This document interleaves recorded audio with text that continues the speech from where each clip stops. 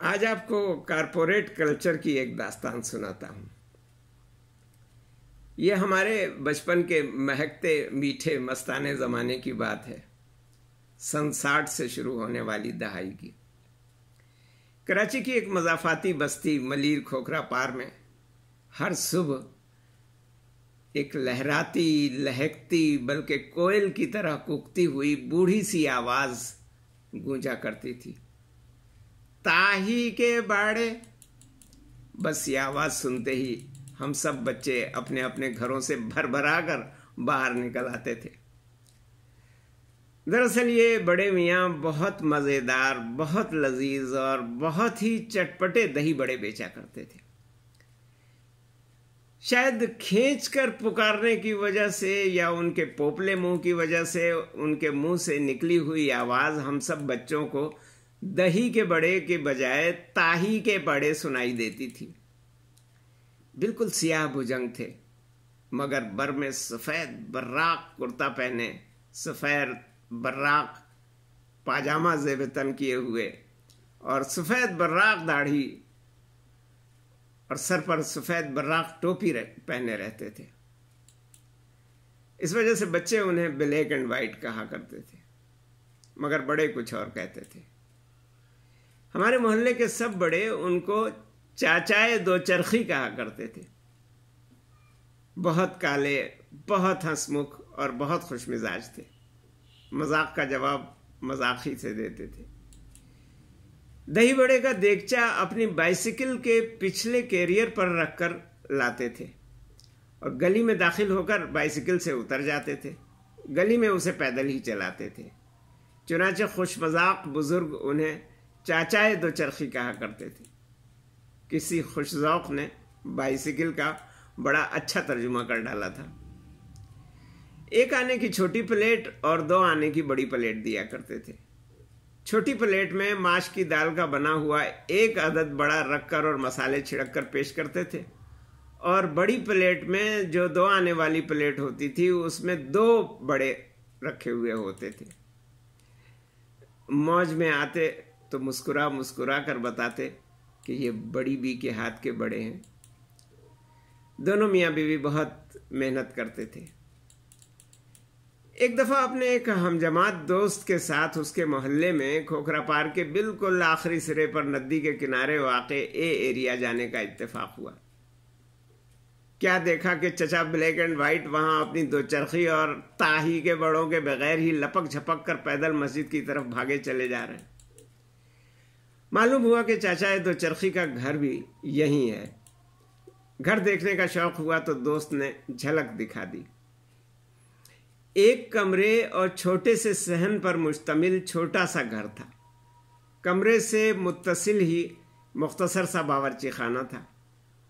बावर्ची खाने से कुछ फासले पर गुस्ल खाना और गुस्ल खाने के बाद बैतुल खला। ये उस ज़माने की तहजीब थी, उस ज़माने का कल्चर था, और बस यही था चाचाए 2 चरखी का घर, और उनका ये छोटा सा बावर्ची खाना ही उनका कारखाना था। 2 बच्चे थे जो अभी छोटे थे, प्राइमरी जमातों में पढ़ते थे। उनके पढ़ने का खर्चा भी चचा अपने ताही के बड़े बेचकर ही निकालते थे, और उस ज़माने में खर्चा था ही कितना। सरकारी स्कूलों की फ़ीस कुल 1 रुपये माहाना थी। किताबें कापियाँ भी सस्ती मिल जाती थीं। अभी मशरक़ी पाकिस्तान में मोहब्बत का जमजम बह रहा था और करनाफुली पेपर मिल्स अखबारी कागज़ों के थान पर थान उगलती जा रही थी। न्यूज़ प्रिंट और किताबों के कागज़ की कीमतों ने तो मशरक़ी पाकिस्तान हाथ से निकल जाने के बाद आसमान के ऊपर ही ऊपर परवाज़ करने का फ़न सीखा था। बच्चे कुछ बड़े हुए तो चाचाए 2 चरखी ने एक 4 चरखी खरीद ली। स्टॉप पर 4 पहियों वाला चमकता ठेला लेकर खड़े होने लगे। दोनों बच्चे चचा के दाएं बाएं बड़ी मुस्तैदी और चुस्तैदी से काम कर रहे होते, मगर इस तरक्की से हमारा सारा मज़ा किरकिरा हो गया। घर से प्लेट लेकर भागे भागे जाने और घर में लाकर फौरन ही गर्मा गर्म दही बड़े खाने का लुत्फ जाता रहा। अब शौक़ पूरा करने के लिए कोई बड़ा बर्तन लेकर बस स्टॉप पर जाना पड़ता और दही बड़े लेकर घर वापस आना पड़ता। बाजार में खड़े होकर खाने की घर की तरफ से ममानियत थी। चचा उसूलों के बड़े पाबंद थे। जो ग्राहक पहले आया उसी को प्लेट भी पहले मिलेगी। इसमें नए पुराने ग्राहक की तखसीस न थी। कोई बेसब्रा ज्यादा शोर मचाता तो फिटकारा जाता, मियाँ जरा छुरी तरह दम तो लीजिए, ये बड़े साहब आपसे पहले के आए खड़े हैं। होते होते उनके ठेले पर रश बढ़ता गया। गाहकी बढ़ी तो कारोबार भी बड़ा हो गया। पहले ठेले के साथ कुछ बेंचें डाल ली, फिर रफ्ता रफ्ता किराए की दुकान ले ली। दुकान में मेज़ें भी आ गईं और कुर्सियां भी। चचा का कायदा था कि रात 11:30 बजे तक अपनी दुकान बढ़ा देते थे। उन्हें फजर के वक्त उठना जो होता था, देगचे, प्लेटें और दूसरे बर्तन धो धाकर खुश्क कर लेते, दुकान बंद कर देते और घर की राह लेते। चचा के बच्चे जवान हो गए थे, कॉलेज में पढ़ने लगे थे। अब चचा की कमर खमीदा हो चुकी थी, मगर बच्चों की तालीम मुकम्मल करने का इंतज़ार था। हम भी बड़े हो गए थे। एक रोज़ यूनिवर्सिटी से सदर जाना पड़ा। बैरून शहर से आए हुए एक मामूजात भाई साथ थे। वापसी में देर हो गई। हमने उन्हें ललचा रखा था कि घर के स्टॉप पर उतरते ही चटपटे दही बड़े खाएंगे।